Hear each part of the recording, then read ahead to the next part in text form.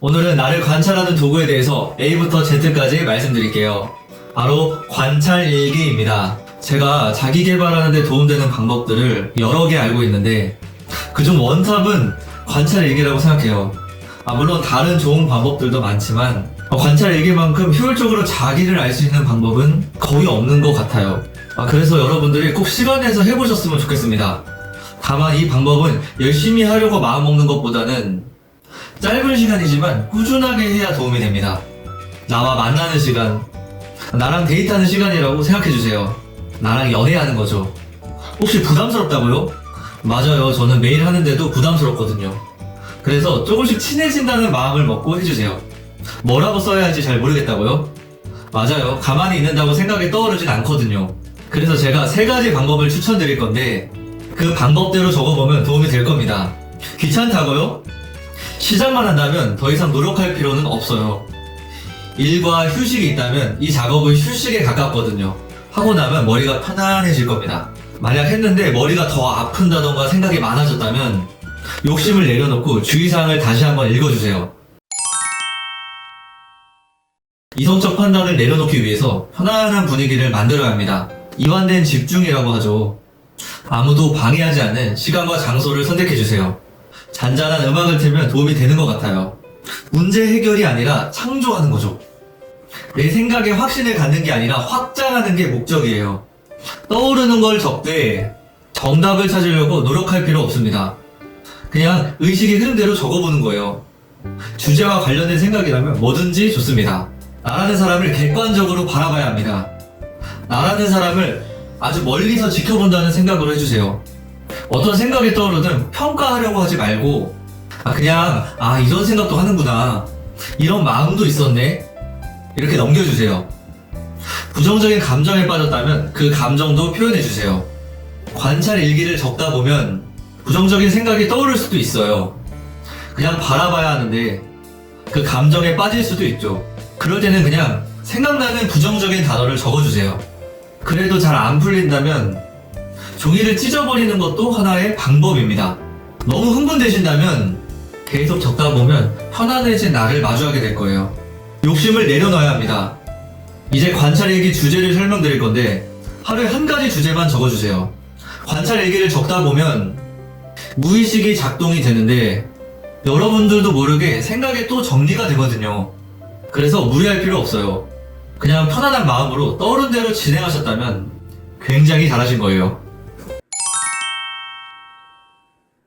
관찰일기 주제는 3가지로 정해두었어요. 첫 번째 주제는 내가 반복하는 안 좋은 습관들이에요. 우리 의지력에는 한계가 있어요. 의지력이 부족할 때는 장기적인 목표를 위해 달려가기보단 단기적 보상을 찾게 되죠. 이런 것들이 잘못되었다라는 건 아니에요. 누구에게나 즐거움은 필요하죠.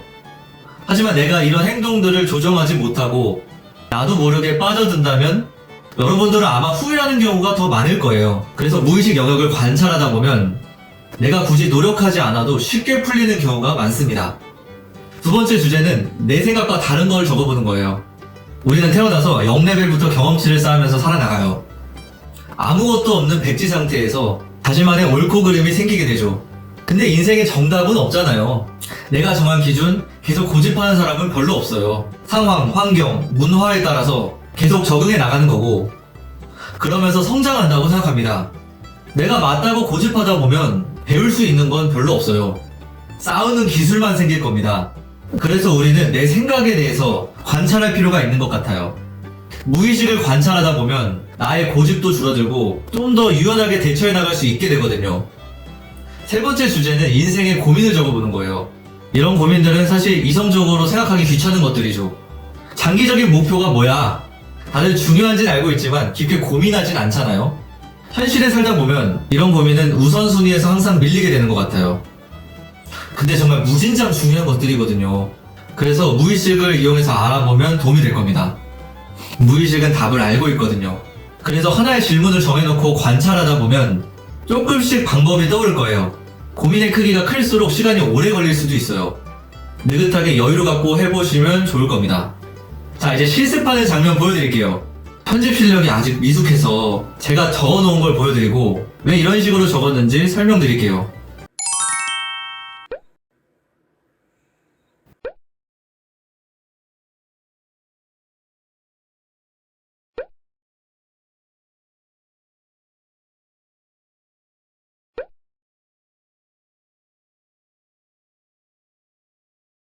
자, 주제랑 연상되는 단어들을 그냥 다 적어보는 거예요. 술하면 생각나는 거, 게임 방송하면 생각나는 거, 가치관 하면 떠오르는 모습들을 그냥 다 무의식에 맡겨서 생각나는 대로 막 적어보시면 됩니다. 자, 주제하면 떠오르는 감정들을 그대로 그냥 적어보시면 돼요. 좋든 싫든 짜증나든 상관없습니다. 그냥 그때 느껴졌던 감정을 표현해 보시고요. 그걸 판단하려고 할 필요 없습니다. 그냥 솔직하게 표현해 보세요. 자, 하다 보면 생각나는 단어가 없을 수도 있어요. 그럼 그 단어를 그대로 계속 적어보셔도 좋고, 나한테 물어보세요. 무슨 말 할까? 가끔 해볼까? 할 말 없다? 그냥 써봐. 그러다 보면 또 생각이 나기도 합니다. 오늘은 나를 관찰하는 도구로 관찰 일기에 대해서 콘텐츠를 만들어 보았어요. 관찰 일기를 작성해 보시면 정말 여러분들에게 큰 도움이 될 거라 생각되어요. 부정적인 감정을 관찰할 수 있게 되고, 남의 눈치를 덜 보게 되고, 인생의 주체의식이 올라가고, 생각의 기준이 생기고, 집중력도 좋아지고, 자제력도 높아지고, 머리도 좋아집니다. 무엇보다 자존감이 올라가 삶의 질이 올라갈 거예요. 이 영상을 마치고 바로 해보시면 여러분들의 인생에 큰 변화를 줄 거라 확신합니다. 오늘도 영상 끝까지 봐주셔서 감사합니다. 에이트 남이었습니다.